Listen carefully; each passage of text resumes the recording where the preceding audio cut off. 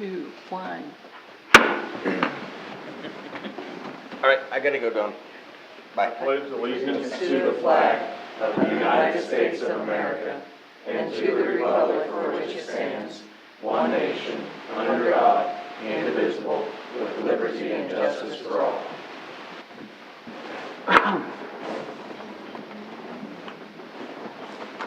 Roll call. Snellings. Present. Ferris. Behrens. Here. Keating. Present. Pikeman. Present. Brom. Here. Trader. Present. Garacki. Quorum is present. Thank you. First up, we have the approval of minutes from the May 27th meeting. Move to approve regular meeting on May 27th. Second. Okay, it's moved and seconded. Is there any further discussion? All those in favor say aye. Aye. Opposed? 6-0. Thank you. Next up, we have public comments. If anyone would like to come forward and speak at this time, be held to a maximum of 5 minutes. Please give your name, address, and your ward. Hi, Council. How are you? Fantastic. How are you? Good. My name's Emily Rockwell. I'm the chair of our youth city council, and we had our meeting tonight. I was just going to go over a few things that we had discussed. Our biggest thing was our back-to-school night. We're planning to do maybe a pool party, a cornhole tournament, and maybe a pickleball tournament. Still in discussion. We're going to meet with our school administration, and then meet with each individual person that we need to get in contact with. Other than that, we talked about a youth music night, which is probably on pause for a second, so that we obviously have a deadline for our back-to-school event. Other than that, I don't think we had anything else. While I'm standing up here, I had seen at Big Blue River Days that where the alcohol consumption line's in, there's a couple places where there wasn't a trash can. I know I was right across the street from Dr. Gray's office. There was one on that line. There was no trash can over there.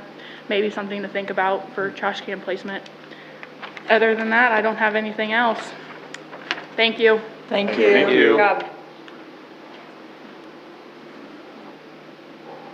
Is there anyone else who would like to come forward?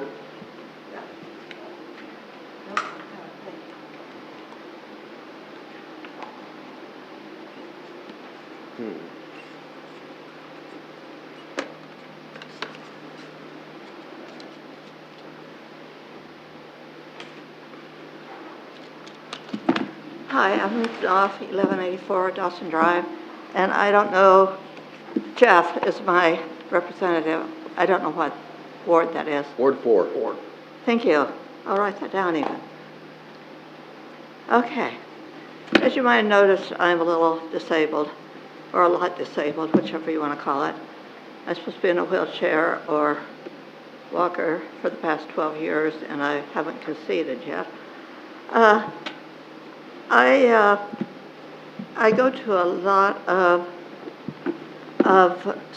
every sporting event I can, because I like to be there for the kids. And sadly, a lot of the parents aren't even there. I've sat with Mr. Fry many times. Anyhow, so let me get to the page I'm going to start on. My life's pretty limited on my activities, and I have to force myself to keep going, because I've been told a long time ago that I wouldn't be here, and the doctors aren't God, so here I am. I enjoy attending as many of the local school and summer sports things as I possibly can. I go to the baseball games, I go to softball games, and it's really difficult, but I go, and I enjoy it, and I enjoy talking to the kids afterwards and telling them, I try to remember something good about them. Anyhow, so I go to them, and as I look around at the events, I see others that have limitations like me, not as severe, a lot of them, some more severe. Or just people of advanced age that are there for their grandkids or great-grandkids, walking with a cane maybe, gray-haired, etc. But they have limitations too, and they're going to be there. They're there for their kids, their grandkids, their great-grandkids. I go for neighbor kids, and it's a big deal to them. They come over and remind me of their games, and I enjoy it. And I try every time to remember, like, oh, did this one get a hit? Did that, you know? And I just have always enjoyed sports. So I get out, I'm not in a crowd, but I have had some difficulty with it. At the school events and the Legion Field, they're pretty well handicap accessible. The lakeside fields are not. I'm supposed to be in a wheelchair, like I said, but with the rocks up there, I can't use a walker or my wheelchair. And walking with my crutches, which is dangerous in itself, but on the rocks, it's like being on golf balls. And I have to really struggle to get to the bleachers. And then when I get to the bleachers, both ends of the bleachers, unlike at the Legion Field, are steps up. And so I have to pull myself up with a railing, holding on to two crutches under one arm, and then I get up there, and if I sit in the front row, which would be the obvious place, there's a bar across, which has to be there. I mean, I understand that. So this old lady has to put her crutches up, 2 rows up, and then I get on my hands and knees and crawl up 2 steps, turn around, get sat down, but then I'm shaking so bad I can hardly get my crutches. So then I put my crutches in front of me so they won't bother anybody else. Reverse getting out of there. Anyhow, it's pretty humiliating. It's degrading. And I looked at the ramp over at the Legion, and it doesn't look like it would take much to take the steps off of one end down here. I looked, and they're just bolted on, basically. If there was any way you could make those two, because I like to be behind the batter's box. And I coached a number of years, and I got to see it all, you know. And so I just want to be able to be a little bit normal and not have everybody watching me. And people are very good about wanting to help me, but it doesn't help. So anyhow, it's, besides being dangerous, it's humiliating. I just really I want to go. I'm continuing to go. I go early. Another thing bad is the parking. The handicap parking is located well, but unless I go before any games at all, I can't get in it. And you park straight in. I don't know if anybody knows, but the last time I was there was a big pickup on both sides of me, and they were legally parked. They had tags, no problem there, but I couldn't see back. There's people and little kids running, and it's not very wide getting back out of there, because behind me I had a super long pickup. So finally some people I know stopped traffic, both human and vehicle, and I had to back up and then pull forward, back up, pull forward. I don't know if parking at a slant would help there. I don't know what the solution is, but I had posted on Concerned Citizens, and a number of people commented about the handicap parking and how difficult it is for them. I thought it was just me. It's like, I'll take the blame for anything. It must be me. So anyhow, between the rock and the steps and the parking, I'll be darned if I'm going to quit going, but gosh, if there's anything that could be done to make it easier. And I don't think it would be really all that expensive to get a ramp. Heck, you can buy them on Temu even, if it comes down to it. I don't care where you get them. And that all started because I saw where a man took over. His wife did things for people, and then he started building ramps for people that needed them. And I got to thinking, why can't we have that? So anyhow, I looked it up, and it's not only just a Kansas, it's a federal law that parks, ballparks, all public places are required to be handicap accessible. And I've got all the numbers and everything, but I'm sure you can Google it as well as I can. So it is something that is required. And how much longer I'll be able to do it, I don't know. But other people down the road surely would appreciate it too. Thank you, guys. Thank Thank you. you. Thank you for bringing this to our attention. Yes. It's definitely something our Well, Parks Committee can work on. And it's, Until you are really laid up, yeah, and I've tried to fake my way through it for a lot of years, and it's like, I'm to the point I can't do it anymore, but it's really, I have everybody's attention when I start crawling like a little kid up the bleachers. It's pretty bad, so, thank you. thank Thanks, you. Ruth.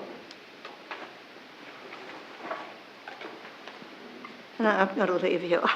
I usually watch you online, so thanks again. Yeah, Thank you, Ruth. Is there anyone else who would like to come forward at this time? All right. Just 1 second. Just 1 second. Hold up. Oh, yeah, come on. The board for the Partnership for Growth of Marshall County extended an invitation and hired me to be the new director. I just wanted to say hello. I'm excited to be here.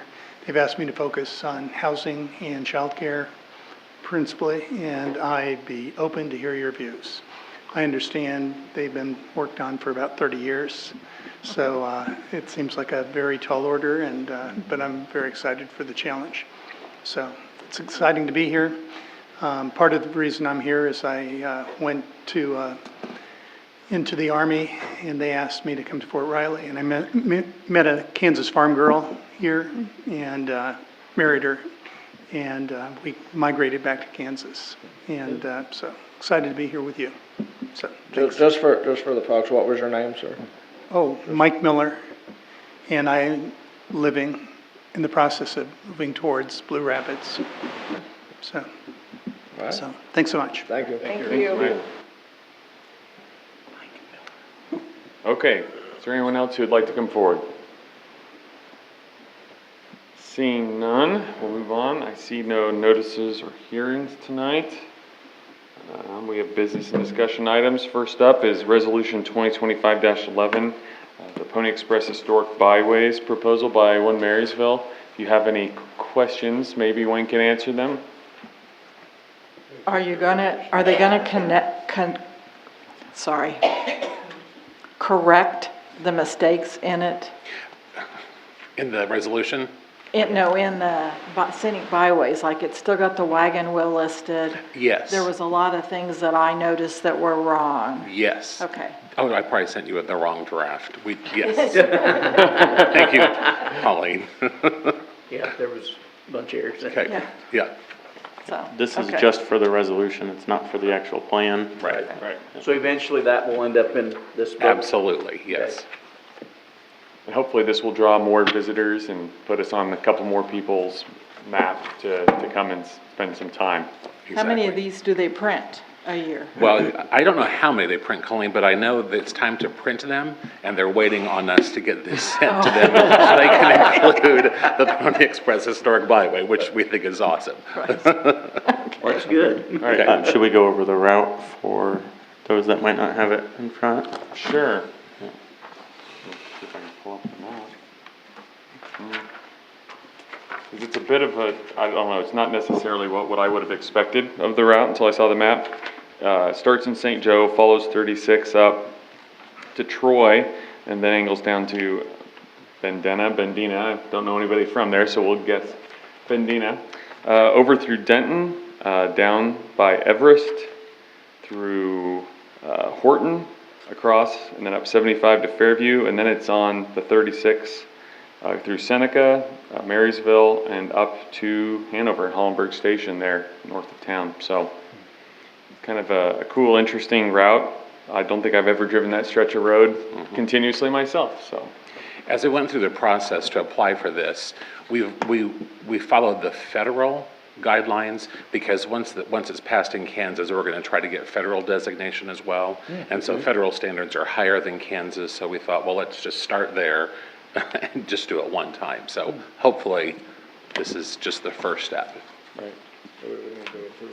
Yep, Keith, Keith, you were saying something? Keith? Second. All right, it's been moved and seconded. Any further discussion? Those in favor say aye. Aye. Opposed? 6-0. The microphone is awful. All right, next we have the economic development for 501 Elm. Move to approve the economic development of 501 Elm. Second.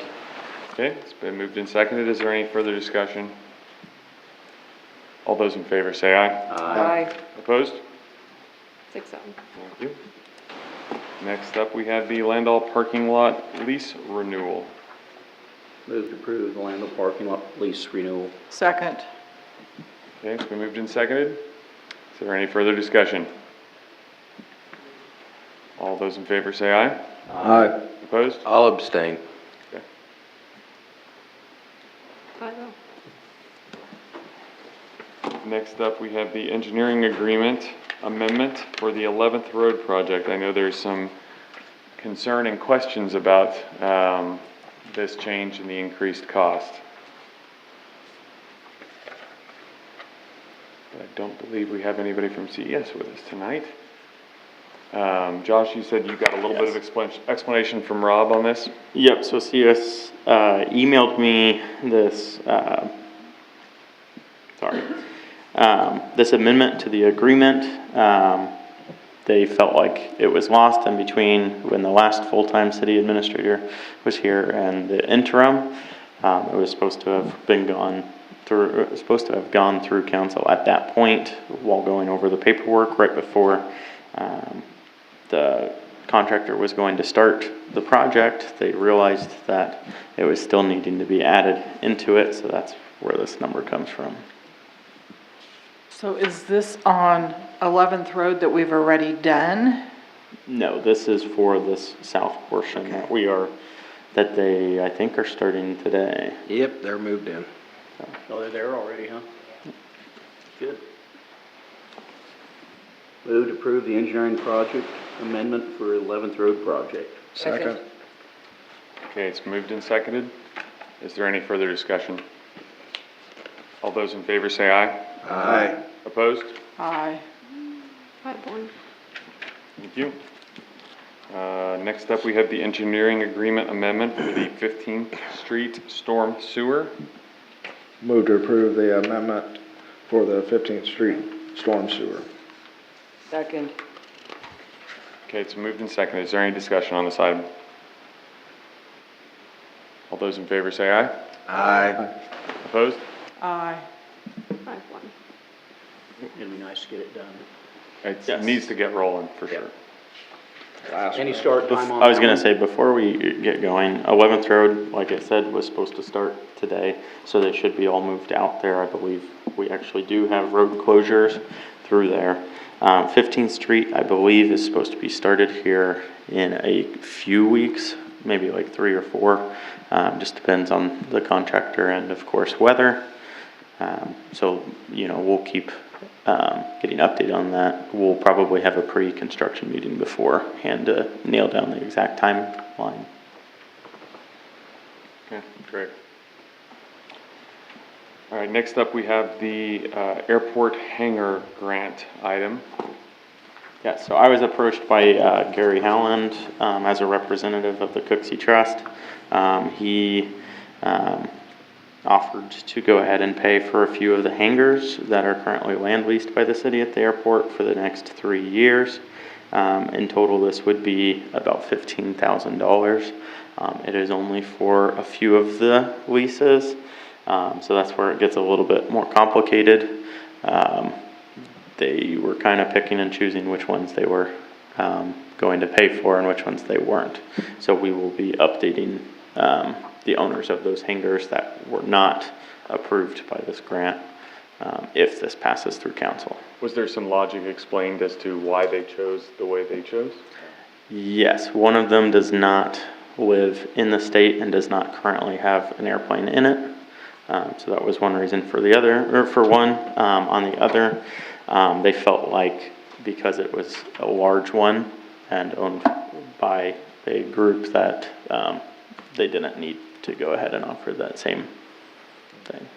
Do you know if the hangar, one of these hangars were to change hands, does that affect this at all? I do not know that for sure. That would need to go back through Mr. Howland, but I believe it is dependent on continued use and ownership of the hangars. By these individuals By or these entities? individuals, yeah. So if there is changing of hands, we will need to continue conversations with him. Move to approve the airport hangar grant. Second. Okay, it's been moved and seconded. Is there any further discussion? All those in favor say aye. Aye. Opposed? 6-0. Thank you. Last up under business discussion is ordinance 1947, amending fireworks. One of our council members who was unable to join us tonight did reach out to me and ask that we consider holding off on this until the full council was here, since it is a controversial, consequential item that we don't need to decide on tonight, but that is ultimately up to the council. But the sooner we decide on it, the better. I agree, I think because how controversial it is, probably need a full council, but we need to make sure full council's here for the next meeting. And also, we need to get the parameters for this 4th of July done now. Yeah, I agree. So I just said I would bring that to the council, so. So based on the ordinance, no changes that would be made would take effect before the 27th. So it is not, it's not prudent to the timeline that anything happens The only thing tonight. prudent about it is getting the information out to the public Yes. so there's no confusion. And I think because of how it was done so late last year, there was a lot of confusion and a lot of people were shooting when they weren't. So you're saying because the next meeting's on the 23rd? Yes. So Yeah. maybe, I believe- what does the current ordinance say? I can't remember how it's worded. The current, 27th through the 5th? 7th, or 5th, 27th through the yes. 5th. Yeah, sorry. 27th through the 5th. July 7th, right? No, it is the 5th. That was my 27th through the bad.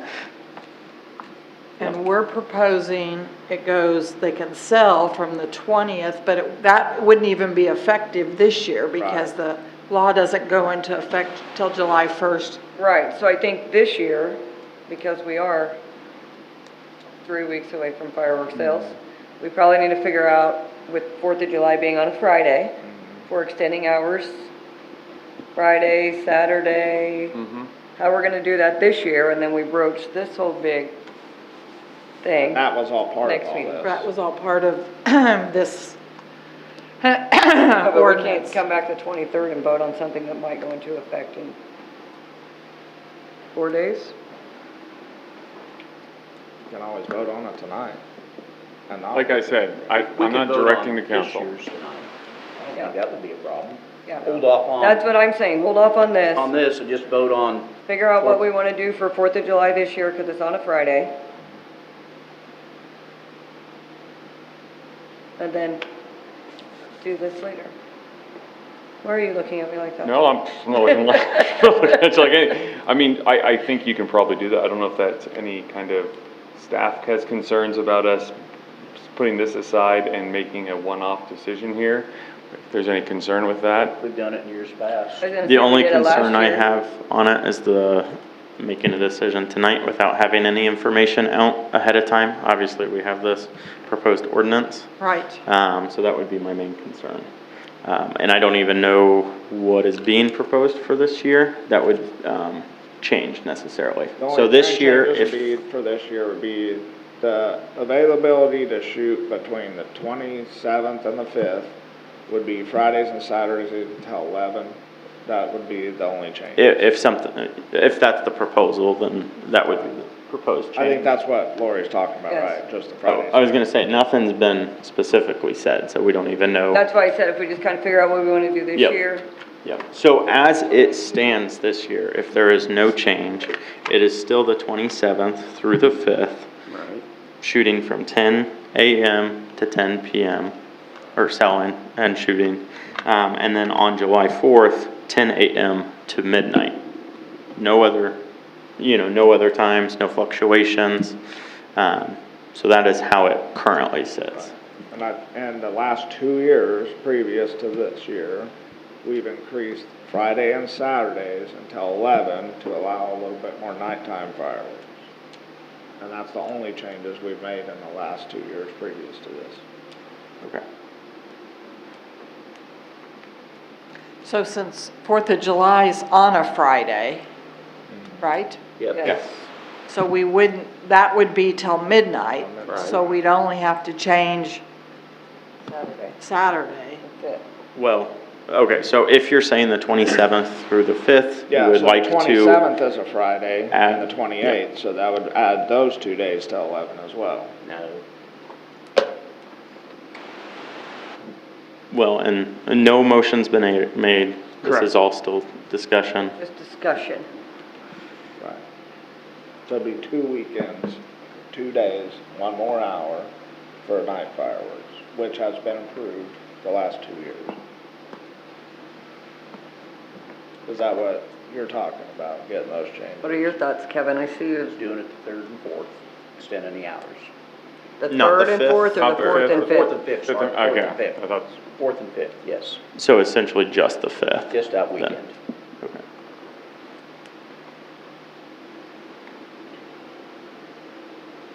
we can certainly set this aside, and if somebody wants to make a motion for one of these proposals right now, we can discuss it and bring it forward to a vote if you'd like, or we can do nothing at all. It's completely an option. I'd say make your motion, Kevin. I move we let them shoot fireworks on the 4th and the 5th from 10 to midnight. The rest of the time, from the 27th to the 5th, will be 10 to 10.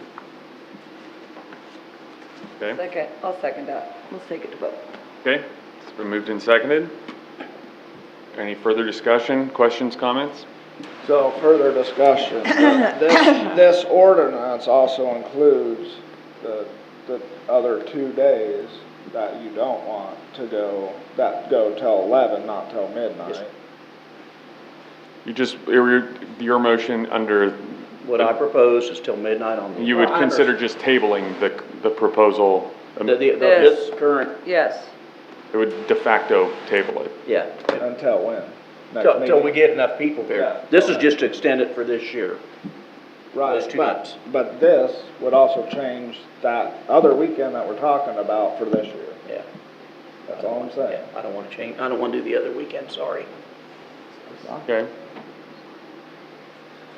Is there any other comments, questions? Okay, we can proceed to a vote. All those in favor of extending it on to midnight on the 4th and 5th only, say aye. Aye. Opposed? Aye. 5-1. Okay. And then we can revisit this ordinance. At the next meeting. Yep. Hopefully. Well, If when we- everybody's here. Yeah, if, so hopefully we have a full house. All right, is that clear for everybody? 10 to 10. And that way we all have the same message to share with people in the public when they ask what we're doing too, so. I just don't understand why this was such a difficult decision. I mean, we went through, I don't know how many committee meetings, how many meetings we had on this. It should have been done right away. I mean, it's just. Well, Keith, It's just 4th of July. Come on. Keith, the simpler things in my 4-year tenure almost, Yeah, but it's. the simple it's- things we spend too much time on. Yeah. I still don't understand why it had to take this long to do so. Yep, I agree. All right. Moving on, we have the consent agenda. Move to approve consent agenda. Second. Okay, it's moved and seconded. Is there any further discussion? Those in favor say aye. Aye. Opposed? Thank you. Next up, we have appropriations ordinance 3849. Move to approve appropriation ordinance 3849 in the amount of $246,838.12. Second. Okay, it's been moved and seconded. Is there any discussion? Roll call?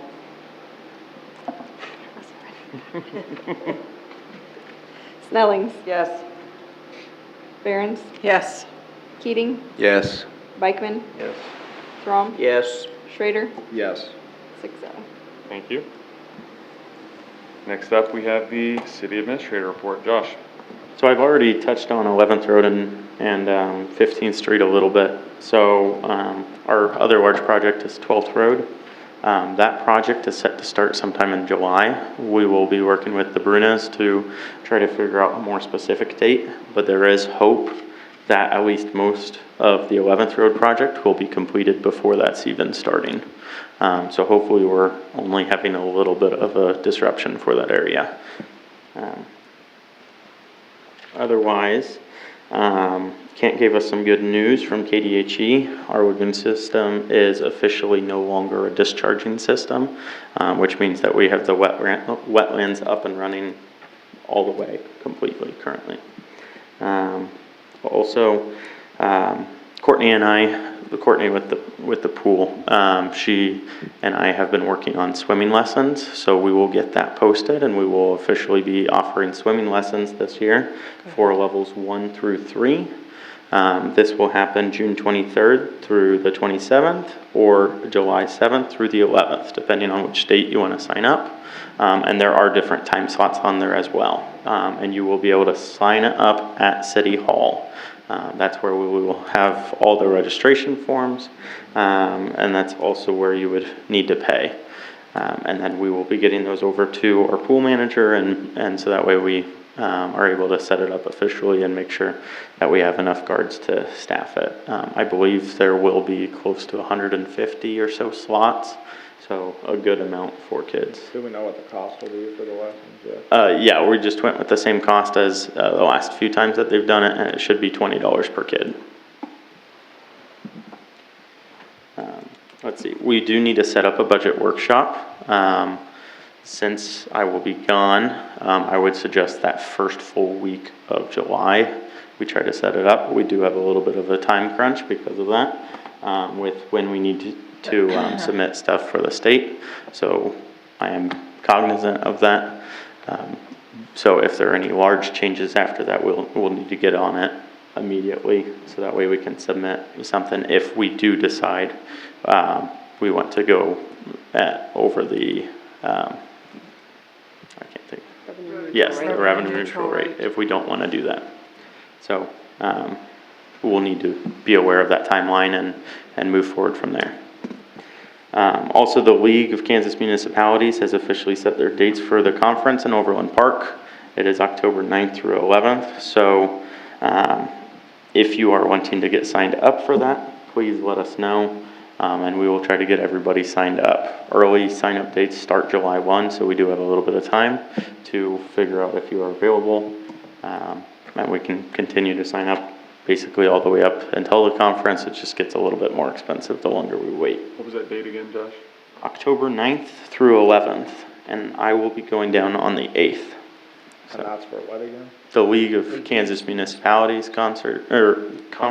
Woo! Yeah. So last year, Councilman Drum, council members Behrens and Ferris went, and I think all of them enjoyed it. And it was in Wichita last year. You had a lot of breakout sessions and stuff. Yes. Yeah, we usually try to hit different breakout sessions so then we can come back together and share. Never knew what is a P? POFAs. Yeah.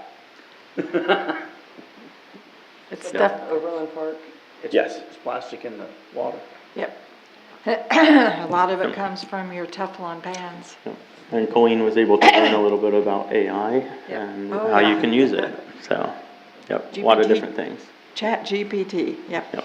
Anyway, that is all I had. All right, thank you, Josh. Next up, we'll move into standing committee reports. We already kind of got a report from Emily for the YAC. They're still doing good work. They had a very efficient meeting tonight. They're running like a well-oiled machine, even better than the real council, so it's awesome. We also had a police and fire committee meeting which discussed the fireworks ordinance that we've now tabled. I don't believe we discussed anything else at that meeting, am I wrong? Nope. You're not wrong. That's it. I will note that a couple items were brought to our attention tonight at public comments that might be something we want to consider sending to the Parks and Rec Committee to discuss. I don't know if we have any other items kind of on the back burner that for Parks and Rec to discuss as well, but this might be a good opportunity to get, I don't think that committee's met recently. Might be a good chance to address anything else that people have in mind. I thought they were meeting for the concrete and stuff too, anyway, for drainage. Are they on that yet, for that even? They did meet on that. They were gathering more information. I'll have to check and see where we are with that, but that could be added to it. So, yeah, if we can work on maybe getting a committee meeting set up for that. Are there any other committee meetings you think, items we might need to discuss going forward that you can think of off the top of your head? No? Okay. We shall move on then to appointments and wage determinations. Seeing none of those, we have gracing us with his presence tonight, our city attorney. He has nothing. And I have 1.5 things. No. Josh has me reviewing some easements, and then speaking of the League Municipalities, I will be attending the continuing education for the city attorneys this Friday in Kansas City. So always a good learning opportunity, and I usually present a memo to city administrators on some of the hot button topics and things that are chatted about there, or ones that I usually find are pretty material. So I'll be reporting back to Josh. What do you expect to be some of the hot button items so far? Well, the legislative report, of course, is always very important, of course, and that changes every year. So that one I expect will be particularly important this go around. Again, the ChatGPT AI and the legal framework for employees using it and doing that prudently and in the best way to ensure privacy. I think that's on the menu as well. So that will also be of interest. So yeah, I look forward to it. Great. Looking forward to that report. You come back with all kinds of great things for us. All right. Does anyone see a need for an executive session this evening? All right. We will move on to council comments. Lori. I was gonna say, if you have not volunteered for Big Blue River Days, you probably should. You see a lot of people, so get out and volunteer, people. That's all I got. Even when you're not in campaign season, right, Lori? Right, yes, Todd, yes. I do it all the time. It's a lot of fun. It is. She's really good at tending bar, you'd never know. Colleen. Nothing. Jeff? I would like for the next meeting to put on the agenda a renewal of our membership to the Partnership for Growth. It's several years ago, probably 2015, the county quit having a economic development person, and we've put our faith in the Partnership for Growth. I think with the addition of Mike and some of his background, I hope he comes back sometime and gives a little bit of a update on that. We need that help. You know, he will be sitting on the board with the Northeast Kansas Planning Commission as a representative from Marshall County. I think we need to have that on the next agenda. I think last year we upped our ante a little bit, and I think we need to probably look at doing more there. Because all of us think we can come up with ideas for housing or childcare or, you know, different opportunities that we see, but we don't have the time to do it. And I think Mike will have the resources to help us with that. So I would like to see that on the next agenda. Okay. Sounds good. Anything else, Jeff? No, I think we had a good turnout considering it rained till 10 o'clock this weekend. When I drove down here, I was very surprised about the turnout, so. It's good. So, that's it. All right, thanks. Keith? Yeah, on a personal note, kind of ahead of the regular meetings, the first one in July on the 7th. Yes, or no, on the 14th. 14th, okay. We're good, then. I've been doing some research on lowering. Use her microphone, Keith. I've been doing some. No, use that one. This one don't work? It's fuzzy. I've been doing some research on ways to lower property taxes for certain individuals, kind of along on the same lines as what the state of Kansas is doing right now, but you have to meet a certain criteria. And I haven't put it all together yet, so I know Sedgwick County, and there's a county by Kansas City, has adopted some of these ideas. So what it would do, I think it would bring in growth to the city if we do some of that. So until I get it all together, then I'll present it. Okay. Anything else, Keith? That's it. All right. Kevin? Have you heard anything back from BG on the lagoons or wetlands? Not since I let you know that they were taking it to the bond company, yep. That's all I have. Thank you. Chris? A couple things. The lagoon, we have cameras down there, right? Down by the levee? Or down by the Trails Yeah. Park? Yeah. Yeah. It depends.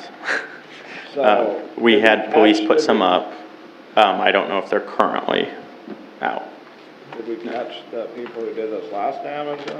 I don't think that we did. I will follow up with the police chief to make sure So about that. if the cameras that the PD have aren't good enough to keep up for longer periods of time or stretch it out to where we can catch all this, I know you can get a cell phone camera, that sends you motion detection stuff for a pretty reasonable amounts of money that we can just leave up all year round. They have, solar panel power charging stations for them and everything, so there's not a whole lot of maintenance. But if we're gonna keep having people destroy the levee and everything else, we probably need to prioritize that and get some cameras out there to possibly catch who's doing it and ticket the heck out of them. We have cameras out at the tree dump to monitor inbound and outbound, so even if we did something like that, we could pin down, well, if 8 cars went out there during this window, we know it happened. I mean, that would at least be a tool if we didn't see it specifically happen,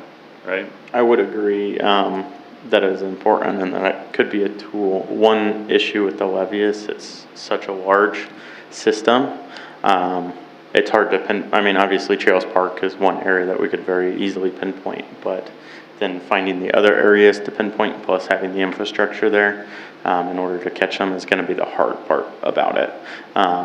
Trails Park would be the easiest one to do it. So yes, why not start there? But then going from there, where else can we go? Sometimes it's nice to make it obvious where there are some, but other times it's nice to not make it as obvious. So we'll have to do a combination of that to try to figure out what we want to do. So I'll start working with the police chief to see what we need to do in order to make sure that we get that. So, We need to draft an ordinance with some pretty stiff fines for damage to the levee too, I mean, it just seems to keep happening more. It's actually happening more, not less, even since we put cameras out. Damage to the levee is gonna create problems with the state and everything else, so we just gotta get on top of that, I think. so is there only one way to get down to the levees? No, Well, there's several. the Spring Creek, underneath the Spring Creek Bridge over the GP branch. Go out the north end by the depot too, Yeah. by the bridge. You can get across the tracks and get down there too. Is there a road across there, crossing there? Behind inline and all that, yeah. Really? Yep, sure is. The most Off the end of the accessible road. way is That's on obviously road, you'd be Spring Creek. trespassing across railroad property, Yeah, but some technically people you don't. can, Yeah, if they're gonna do that, they don't care. yeah.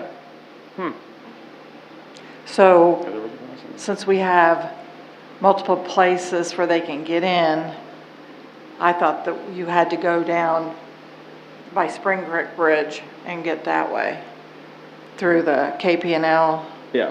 that way. But if they can get other ways, we're Yeah. gonna need multiple cameras in order to catch. Yeah, okay. Unfortunately, yes. But other than that, I went down Big Blue River days both days. It was really nice, really good turnout. Had a great time, good food. It was nice to see all the food trucks and stuff out. They all looked pretty busy, and whoever volunteered down there did a great job, because I sure enjoyed myself. That's it for me. Great. We'll sign you up next year. I just had a couple things. First, yes, to reiterate what everyone else has said, the Blue River Days went great. I had nothing but positive comments. I was up in Nebraska for work today and ran into some people up there who was like, oh, we went down to Marysville, and they had very positive comments. One particular couple, apparently their grandchild convinced them to come down because they think our pool is the best pool anywhere around. So they came down from up by Beatrice and ended up spending the whole weekend here. They were just going to come down to that, but then, they went to the car show. Oh, she went and shopped at Reflections, and they ate town. And they said, yeah, we dropped a lot of tax dollars. And I said, we appreciate that. So it's really cool to just happen into people who, know Marysville's got a good reputation all around for these things. The other positive thing I wanted to bring up was I know we all get constituent emails to the city website, and sometimes it's questions or concerns, but just had some campers reach out that had traveled through town, I think probably last week, on 36, and they had heard we had camping here, and so they stopped, and they ended up staying, I guess, a day longer than they had expected, and they're part of a big group that just does cross-country highways, and they said that they have a bunch of other 36 travelers in their group, and that they were making a point of reaching out to all of them to tell them that we were just as good of a place as anywhere to stop. They loved the camping location. They said downtown was close. They liked the museums. Just raving positive comments. So it was nice. Sometimes we see those emails and you wonder, what's this one going to be about? So it was really cool to get a positive one. We're doing some things right. That's what I'm saying. So I did have one more thing. Did we get our reaching out information updated on the website? Phone numbers? Council person contacts? We did update yours and Lori's. If anybody else would like anything different out there, please let us know and we'll get it taken care of. Great. Good call. All right. I got one more thing. Evidently, there's some questions about when the city has some old people's yards. Josh, could you say what's the process of that up to the point where the city has to mow the yard? Yeah, so first of all, currently right now we do not have a code enforcement officer, part-time or full-time.